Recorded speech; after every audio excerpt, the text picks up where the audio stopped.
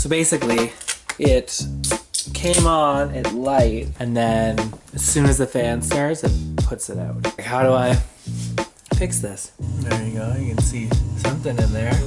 This is where I get blown to smithereens, isn't it? So yeah, there we have flame.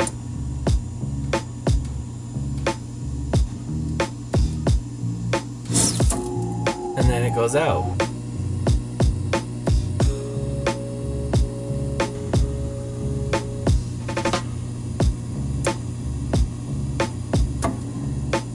And then it goes out. This is where I get blown into the sky from my double wide. It's gonna be like Drop Dead Gorgeous of a beer can permanently melted in my hand at this moment. Oh shit.